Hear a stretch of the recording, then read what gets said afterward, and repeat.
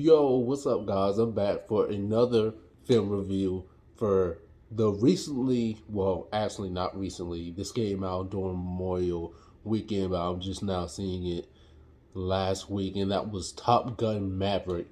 After three decades, all close to 3 decades, I believe. Mm, I don't know how long it's been. It's been a long time, but we finally get a sequel to the original Top Gun. Now, this was supposed to come out, the script was finished, I believe, in 2012, but the original director that worked on it, he took his own life, I believe, a couple years later. Or around that time, it was finished or something, so it was postponed for a long, long period of time. And it was supposed to come out in. They released a trailer in 2020.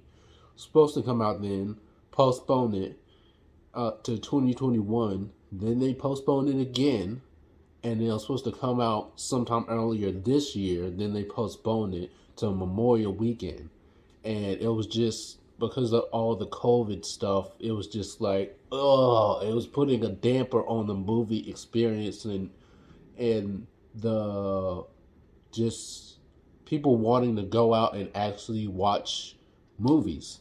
So, I, but luckily they were able to drop. I believe they dropped 3 trailers for this film.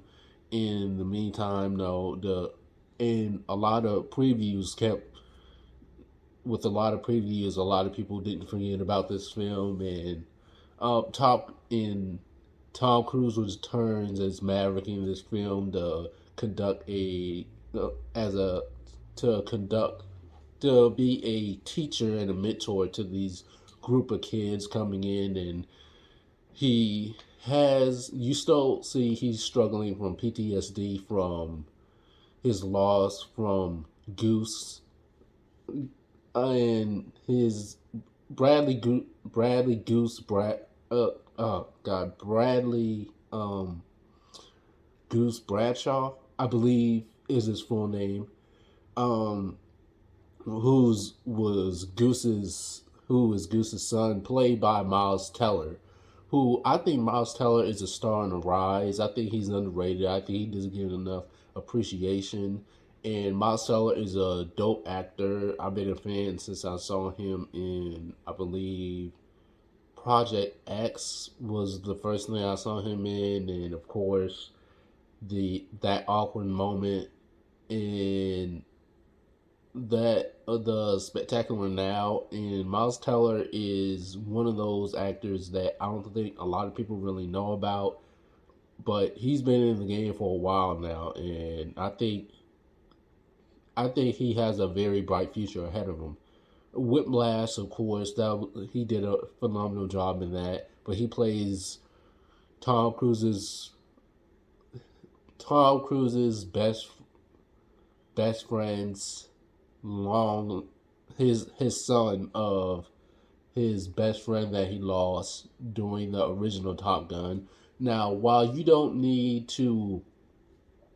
fans might not need to watch the original Top Gun to understand this film, it would help because there are definitely some references and a lot of callbacks and Easter eggs. Even the opening scene is a callback to the original opening scene for the original Top Gun, even with the music, and it's just so great and nostalgic.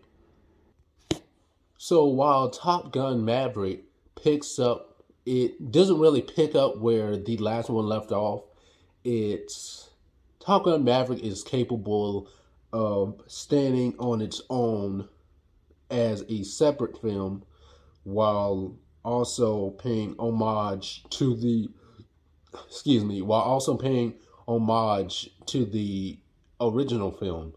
And the ensemble cast is spectacular. The visual effects is amazing. Everything to see this film come to life and to see how Tom Cruise was able to actually get to fly these planes, to actually get the actors prepared and have them see what being in the air actually feels like was truly amazing. I heard that he wanted to actually fly the planes himself, but the military denied him that. So they were just able to go up there with the pilots instead of flying by himself, which is close enough. And there's nothing that can compare uh, pre- prepare you for being in an atmosphere that they experience, or being at the being experiencing the dangers that they experience in this film. And it puts you in a when you're in when you see a lot of these scenes, it definitely puts you in the perspective of the driver. It kind of feels like you're getting the air sucked out of you when you see all these scenes of them flying at these high altitudes and them almost close to dying, because there were a lot of times, there were several times actually, where I thought certain characters were, it was going to be the end for them. And this film actually, with Goose's relationship with every time Goose is seen by Maverick, he just reminds him of his dad, and he definitely holds resentment against him for his father passing away, and that haunts him every day. And it's just like looking, it's kind of like, for him, it's like looking at a ghost, and he can never forgive him for that. And Val Kilmer's character Iceman is, of course, he's sick, and he's only there. Maverick is only there because of Iceman's orders.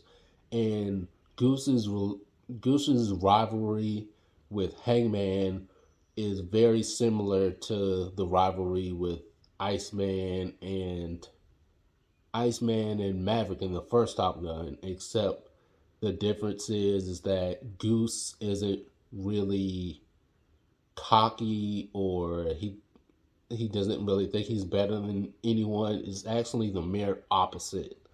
And Goose is the more inexperienced one. And this just is about a film about working together as a get working together as a team. But this film is, there were a lot of great emotional moments in this film. It definitely had me slipping a few times. I cannot wait for the DVD to come out, because I'm getting it as soon as it is released on DVD. But with that being said, a lot of people think this is Tom Cruise's best performance. I would definitely put it up there, but yes, this wiped out the original Top Gun. Like I said, you don't need to watch the original to watch this one. If you do, that's fine, but it's not a direct follow up to the original. But with that being said, I give this film 4 stars. Let me know what you guys think of this film. Did you watch it? Did you think it was better than the original? Don't forget to like, share, comment, subscribe, and I'll see you guys in the next video. Until then, peace.